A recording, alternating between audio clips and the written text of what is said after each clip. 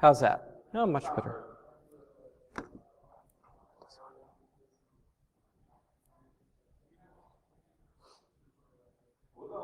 Okay. Thank you very much for showing up for the last talk of the night. Yeah. Only the best time slot, very classy. Everybody tells me I'm the best presenter, just ask. So I'm Courtney Falk. We've had talks today about espionage, counterintel, and we've had talks about machine learning. So this talk kind of ties it all together, so this is probably a fitting time slot for it. Helps if you plug in your pointer first. There we go.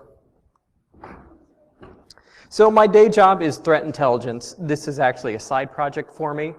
My PhD at Purdue actually did natural language processing. The application was more for detecting phishing emails, but a lot of the general concepts still apply. We're still trying to classify between two different classes, but we'll see that the actual material differs quite substantially.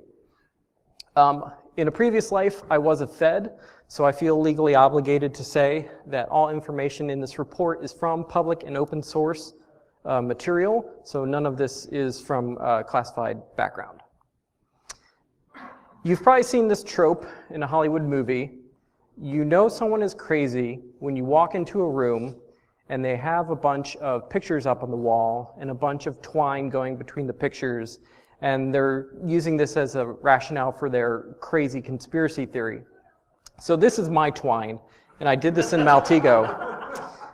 Shortly after the election, I got very frustrated because I'm like reading the news, and I said to myself, who is this guy's name again? So I popped open Maltego. It's really a more network analysis tool, so I'm abusing it in this way. But I started creating this chart. And I was just trying to keep straight who is who and who are they related to. And this is out of date. This is from a couple weeks ago. This is about 800 nodes at this point. But this is my inspiration. This is a problem that really, really bothers me, and I was hoping to find a good solution for it. So what we're going to talk about real quick, I'm going to hit some background material in case you're not up to speed. I'm going to talk a little bit about machine learning and natural language processing, which isn't enough to really get you started, but I'll try to whet your appetite a little bit. And at the very end, we'll talk about what the actual findings were of this research.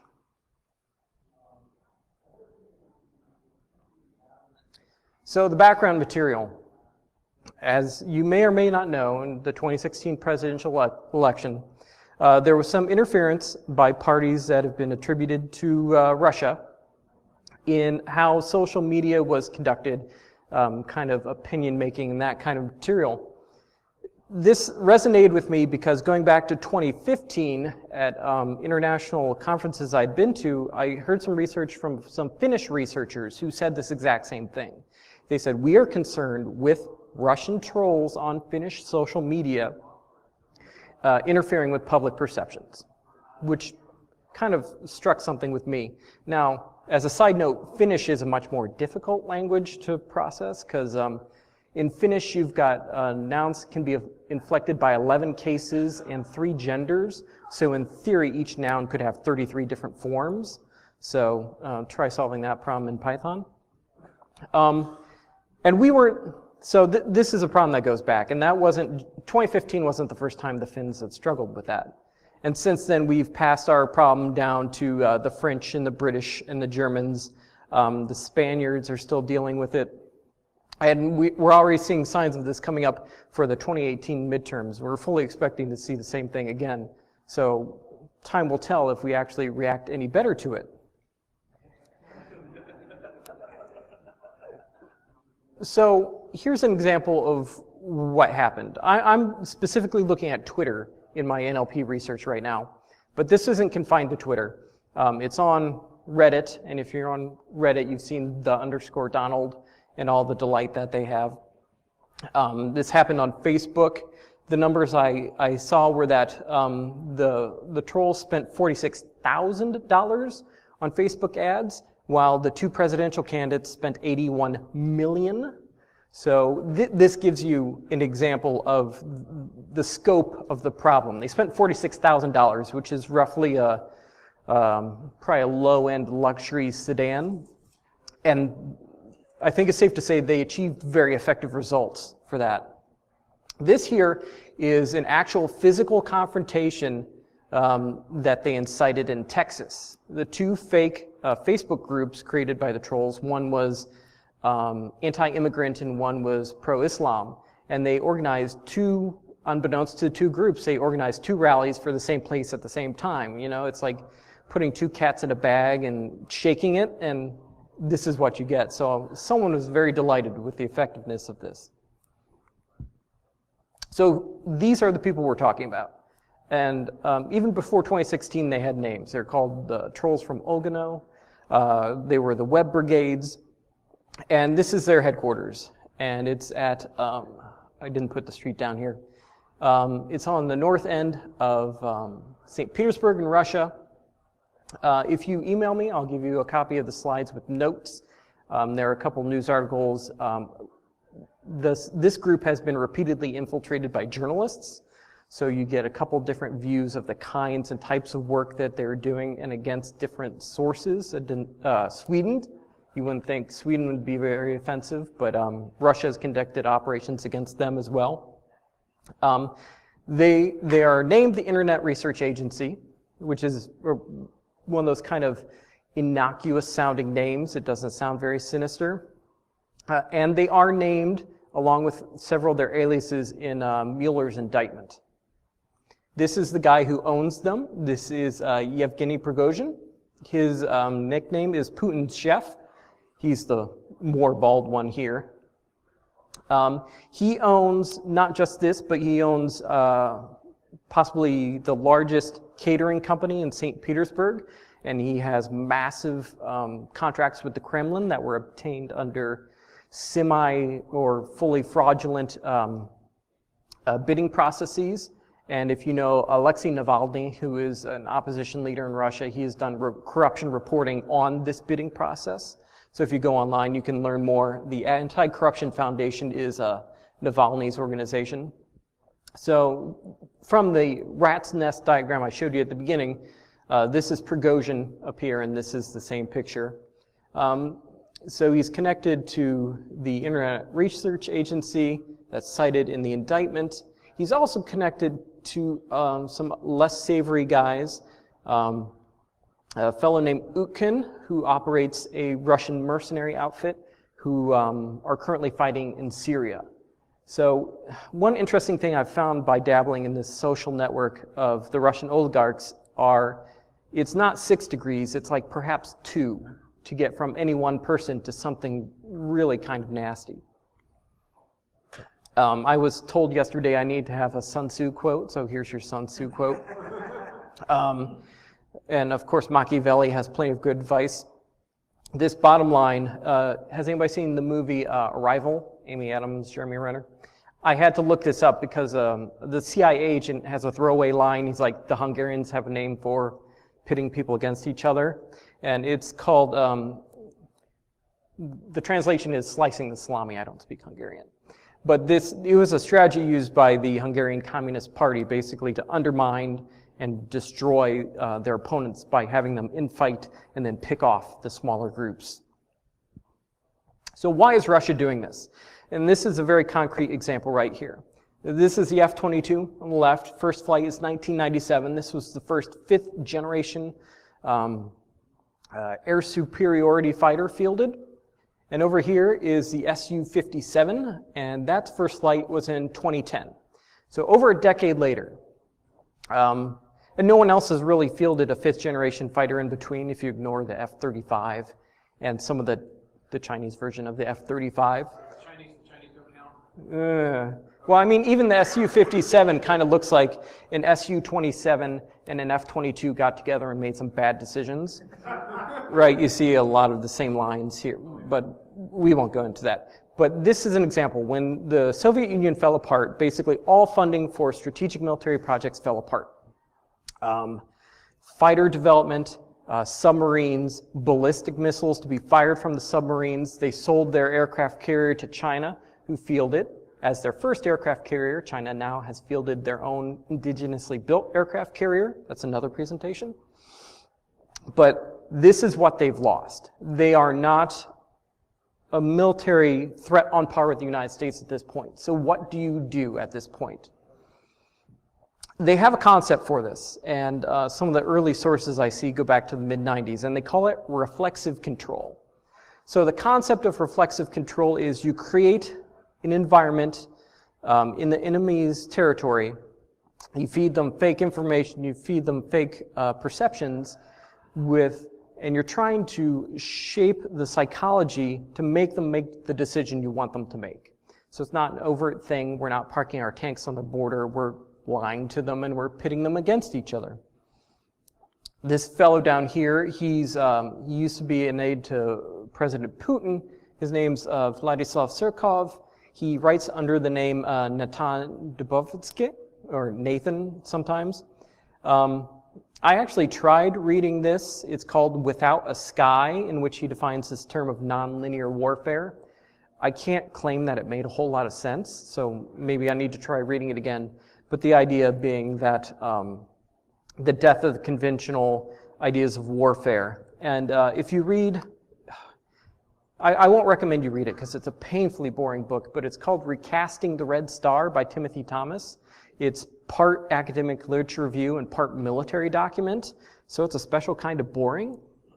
But he is like the exhaustive source. He's talked to everybody. He has all the original Cyrillic publications.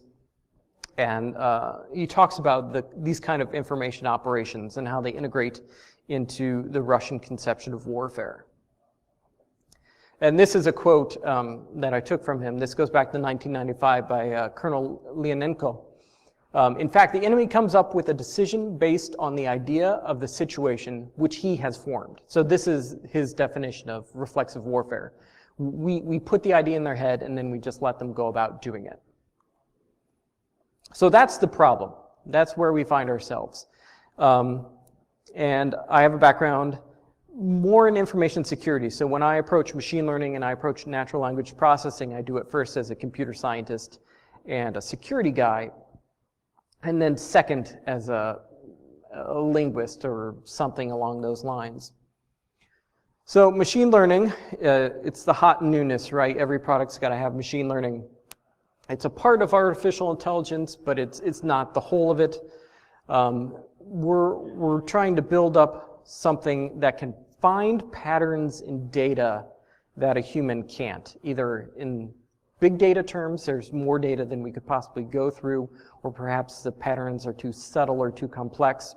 Basically, let's throw some linear algebra mixed with some calculus at it and ka-chow patterns, right? And that's basically how it comes up with. You could slice and dice this several different ways, depending on the kind of problem you have. If you need to fit a line, you do regression. In our case, we're going to go with classification. And then based on the kinds of data you have, if you don't know what you have, basically you go with an unsupervised method. You've got a giant chunk of data. We'll see if there's some kind of structure we can tease out of it. But in our case, luckily, we have two labels of data. We've got troll and non-troll. So in that case, we can go with a supervised method, which should produce better results. Natural language processing is also, in terms of the Venn diagram, these could both be under artificial intelligence with some overlap. So natural language processing builds on the social science aspects of linguistics, the computer science aspects of computational linguistics, and the math of machine learning. The problem is human languages are inherently ambiguous, which is both the power and the difficulty in processing a human language. Because it's ambiguous, we can express an infinity of different possibilities, but also it makes it really difficult to parse. So we are going to take some of the machine learning and we're going to try and see if we can apply it to see if we can pick out trolls better than what's currently the state of the art.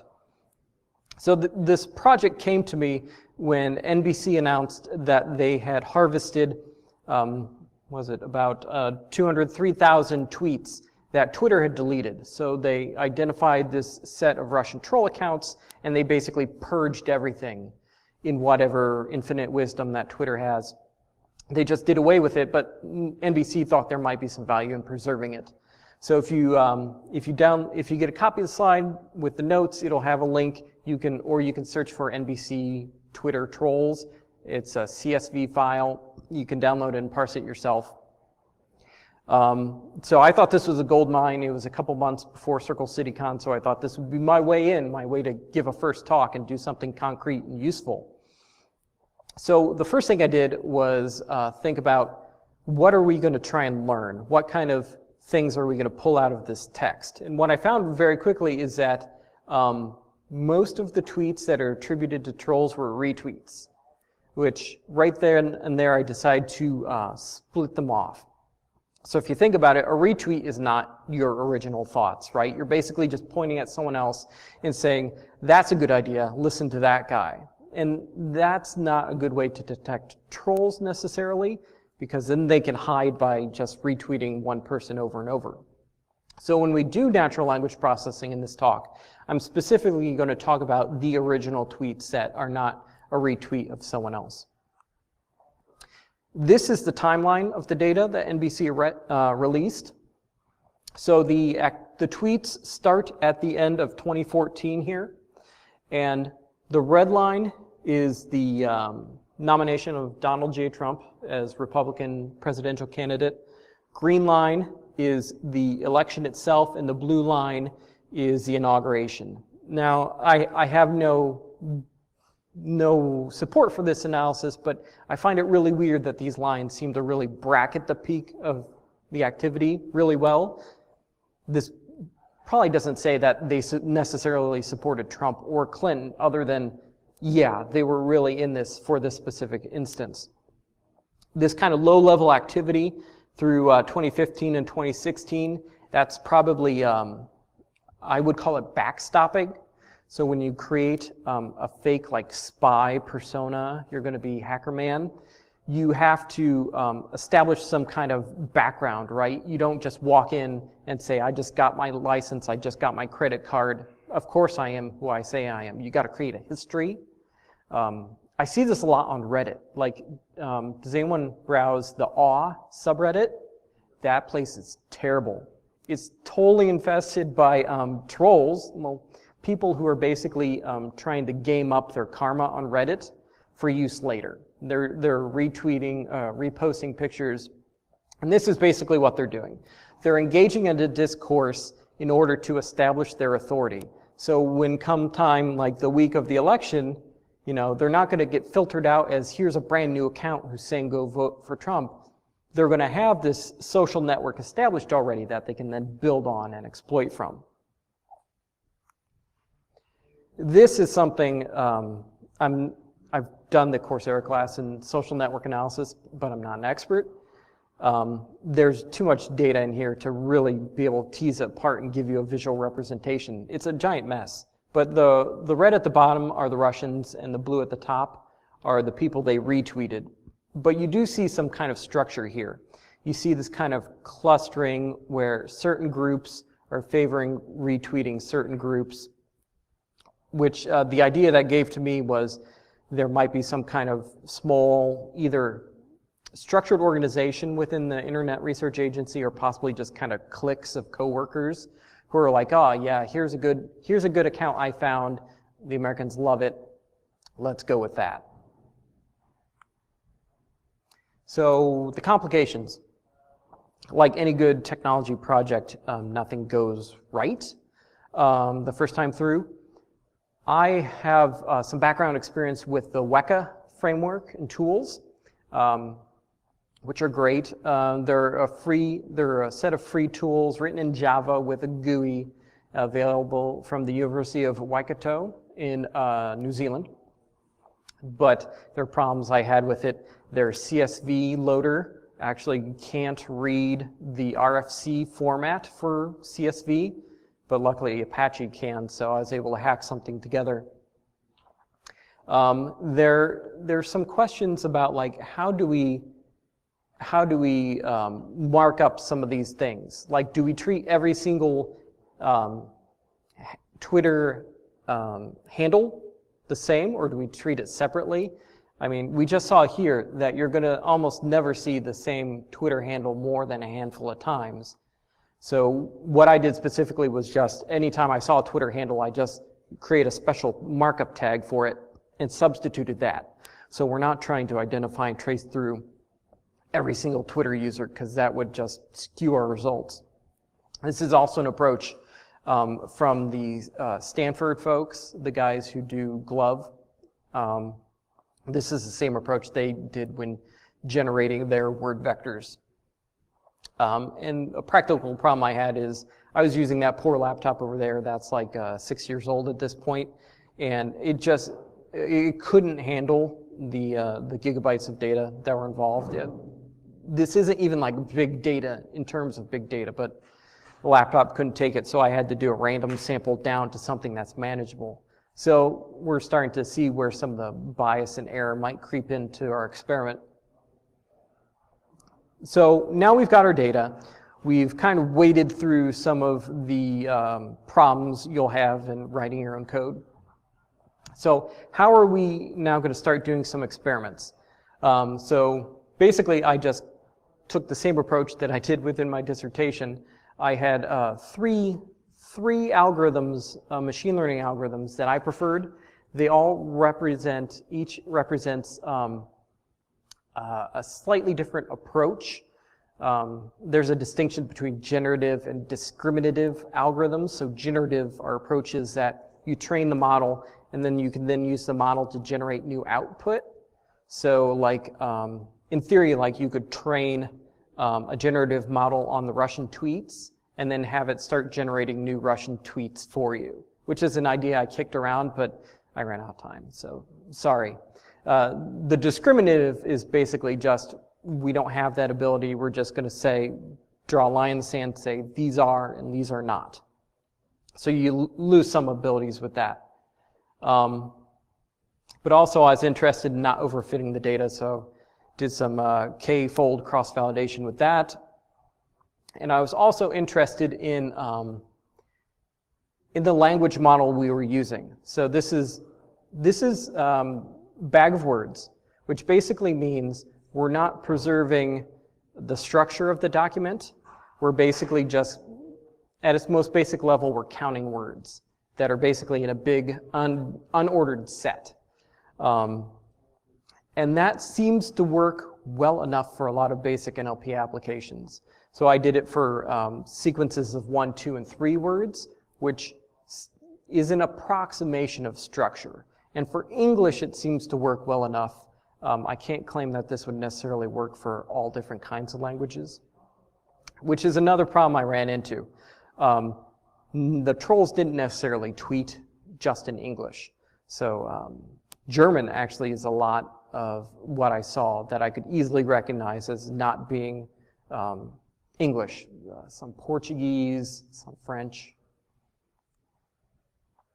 So this is not really important for the sake of the talk, but if you want to go back and try to replicate what I'm doing, here are some of the settings you can go through in terms of how I got my data.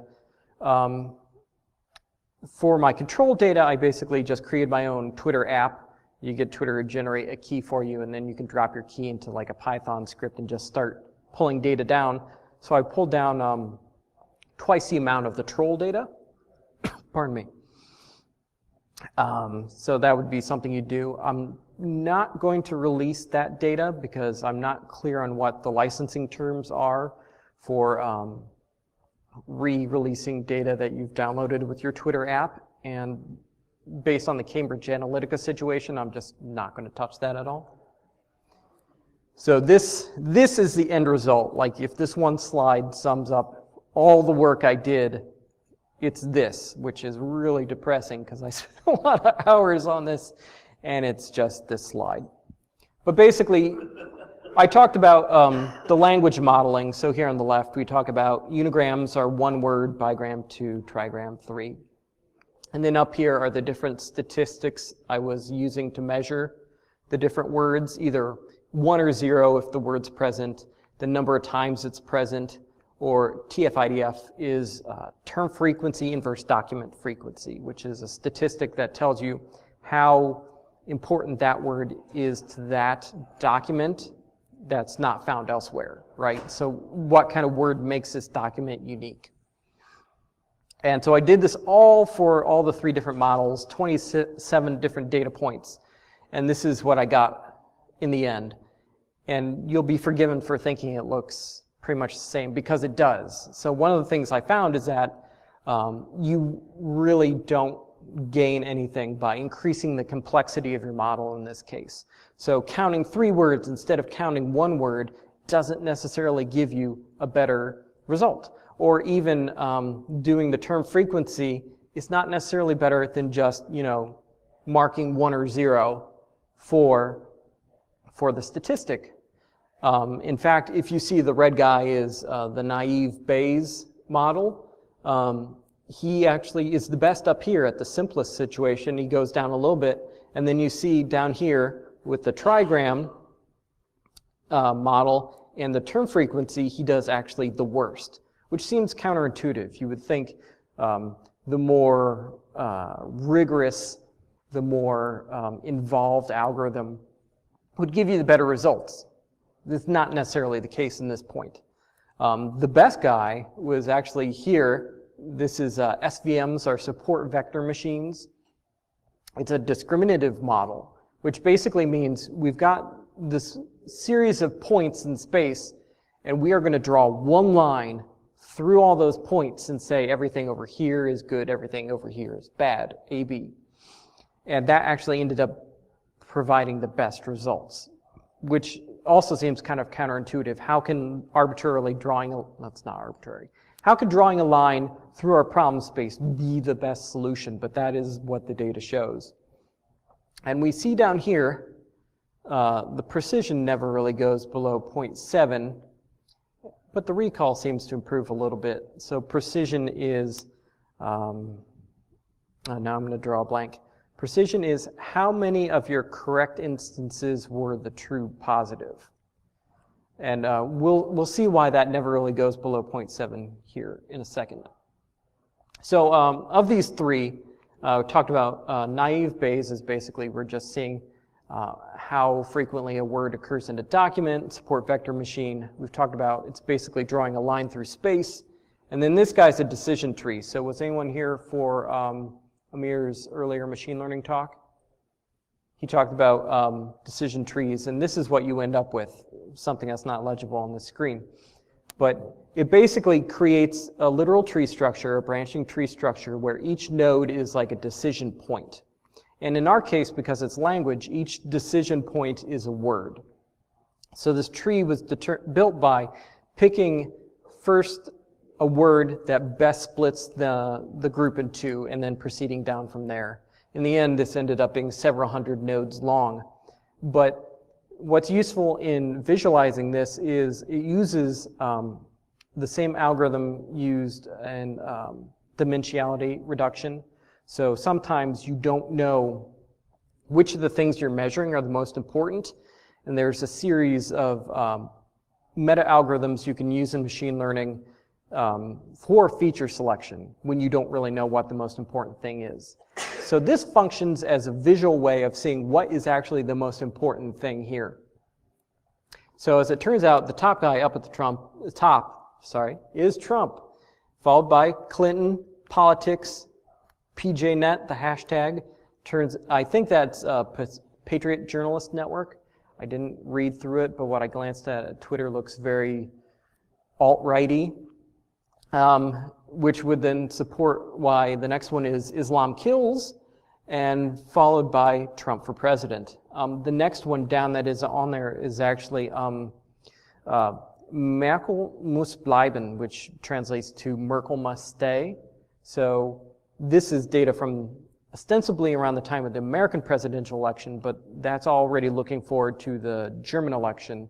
Merkel survived that, but in that election, the AfD, which is the Alternative for Germany party, which is their most recent right-wing party, was able secure more support than they had in the past, but they didn't unseat Merkel. So what have we learned from all these charts? In the end, this is the best performing model I had. The green is really what you want to see.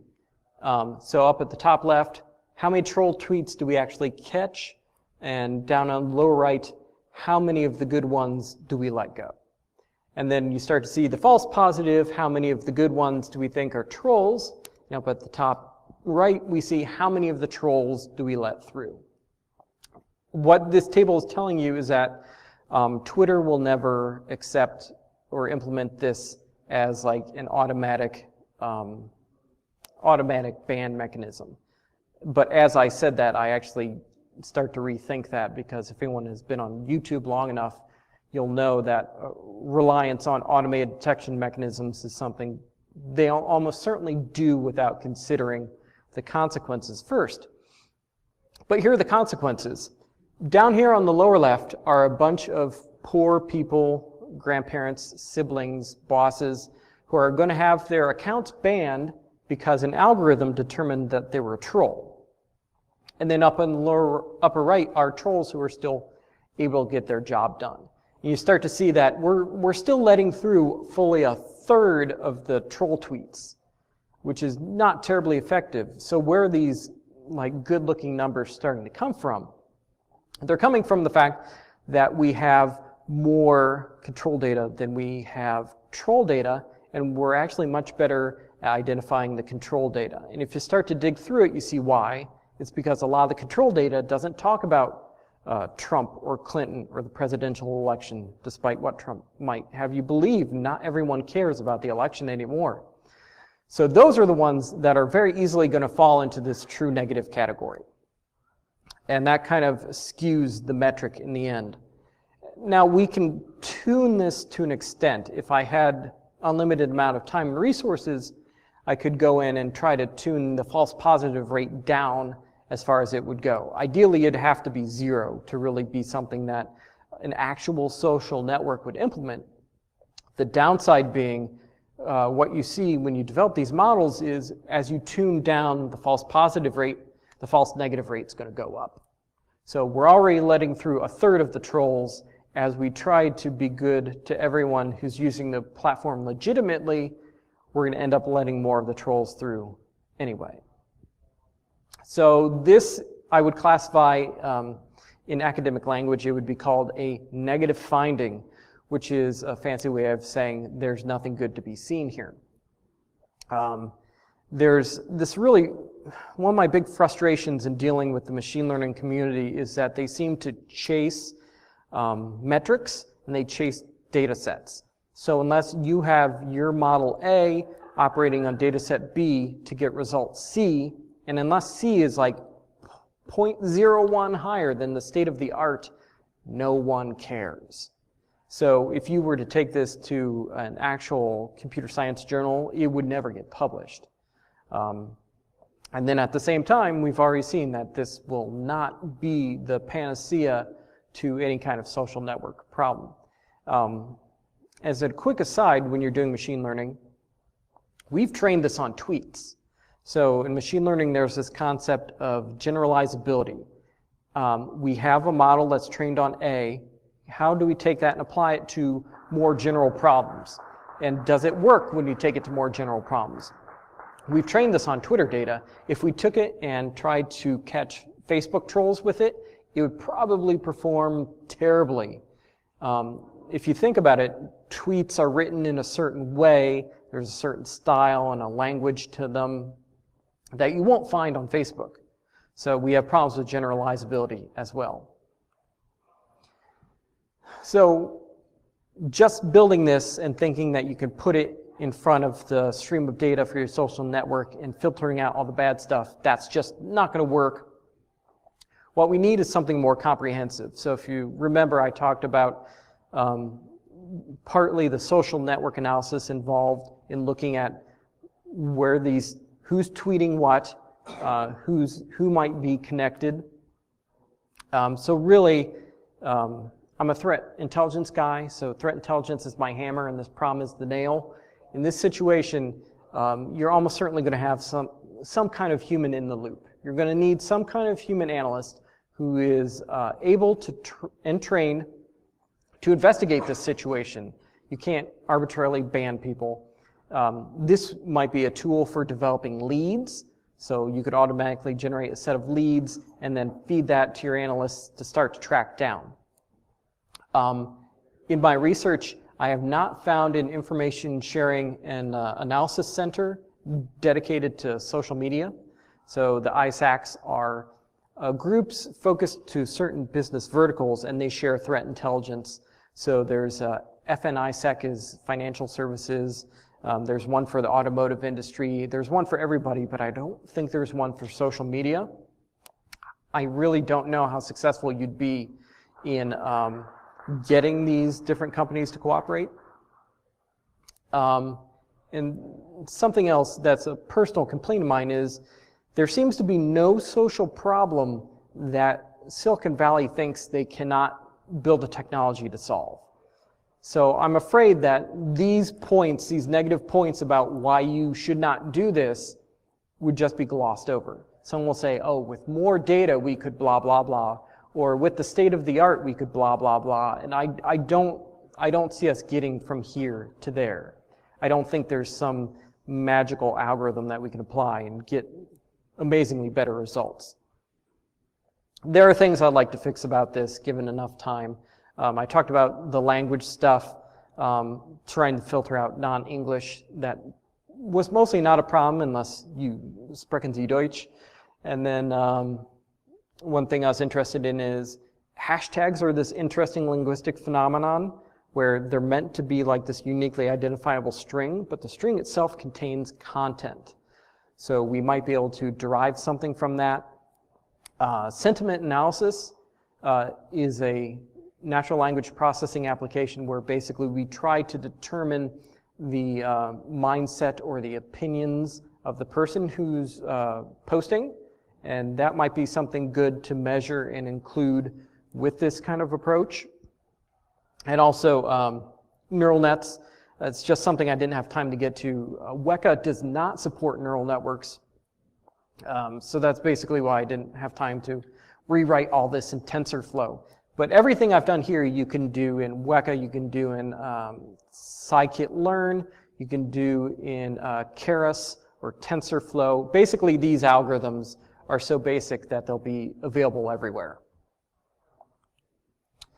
So something I don't like to throw out fear, uncertainty, and doubt and just like cast people out into the world because that's not very helpful. So here are some thoughts about what we can actually take away from this and learn. And the first is good information hygiene. So I have young kids. Something I think about is as they go online, you know, they're nice kids, but they're really naive. You know, they need that tough love lesson about not everything on the internet is true. Most everything on the internet is wrong, actually. So you need to keep that in mind. You need to think about where this information is coming from. Is it from a reputable source? I don't really buy into the whole fake news thing. So like when I see something from CNN or BBC or New York Times or the Washington Post, I treat that as a lot more trustworthy than my aunt or my uncle who are posting something about a satanic cult in Kansas or something like that. Be judicious about what you share online, which is a related lesson we've taken away from this from Cambridge Analytica. They were supposedly on our side. Well, they were on somebody's side in America participating in the election, and they were doing micro-targeting. So they were taking the content that everybody shared in social media and turning it against them, refining the message to specifically get into your head. And if the Internet Research Agency is not doing that yet, they almost certainly will be. Russia has a long history of having a very robust STEM program. They make excellent engineers and computer scientists and mathematicians and logicians. So this is certainly something that's within their capabilities. But really, more fundamental things we have to address are how we interact with one another. Nothing makes me turn off my computer faster than like the discourse on Reddit or, God forbid, YouTube. People are so quick just to throw out a label and to generalize and to lump someone into a category. I love picking on the politics subreddit because the name would suggest it's one thing, but really, you only go on politics if you have a certain political viewpoint. And that's not helpful. Like, if you go through the comments on politics, almost certainly the first or second tier post is going to be something about something, the Republicans or the fundies or the conservatives, and like, you're not helping. Like, if you feel that you are so right, you have this inassailable position, you have this moral obligation to reach out and engage someone in a constructive dialogue, in a way that not necessarily will appeal to them, but that bridges that gap. And calling people names is the quickest way to shut that down. Contact your representatives. They almost certainly will not do anything about it, but you're doing something. So that's been my trend for the year. It has taught me, though, very quickly about who I will and will not vote for. Again, I respect someone who at least takes the time to give me an automatic email response, because I found that actually some of my representatives don't actually do that. So very quickly, I'm of the mindset that if they can't be bothered to send me that automatic email of, I'm glad you're concerned about issue, insert macro here. If they can't be bothered to do that, I don't want them representing me. And finally, vote, vote, vote. If you're a U.S. citizen and you're over 18, register to vote. We have elections coming up in the fall. Think critically about the candidates that you're going to support. So thanks to Valpo Hacks. Those guys let me come up and do an early version of this talk. And some of the things I learned from working on it and presenting to them helped refine and make this a little bit more accurate. Thanks again to the University of Waikato for producing WECA. It has warts, but it still is a fantastic tool. You can't beat the price. And thanks again for CircleCityCon for giving me a venue for my first talk here. So with that, got a couple minutes left. So you can go to dinner or you can ask questions. So if I understand the presentation correctly, we're having a difficult time understanding who the Russian trolls are or who the Russian bots are through machine language. Why can you not use some of the same tactics as the micro, like Cambridge Analytica is, finding micro and applying those tactics to find the bots? If they're grouping certain content, can you not then group that content and then search and destroy those bots and then learn more from that? Without having an inside view to some of the technologies that Cambridge used, I actually tried. So Reuters had a news article where they talked about that one of the guys in my rat's nest wrote a paper about, like, the advent of information warfare in politics or something. They won't release that. So it's difficult to say. But my guess is the Cambridge Analytica approach used a lot more structure in its data. So if you go back, the researcher who downloaded all the data was having people do basically personality surveys. So they were modeling the interior psychological state of their own mind for someone else. And that's where a lot of his micro-targeting value came from. So it wasn't just we've got this text blob and we can read into someone's mind. That's called psychometrics. I haven't seen that work very well, but that won't necessarily get you that structure. But if you can get someone to say, like, what's your sexual orientation, what's your religion, what's your political party, you're starting to give them some very precise clues. So it's not just a text blob, it's this field, this value, this field, this value. You've got a much more clear picture at that point. So that's why we can't do it. Although through some of this research that other people have done, we have learned about them. One of them is living in Seattle right now. I didn't remember her in time, but if you look up Russian troll in Seattle, her and her husband got a visa, and I think he got a job with Facebook. So, go Facebook. Any other questions? All right, go have a drink.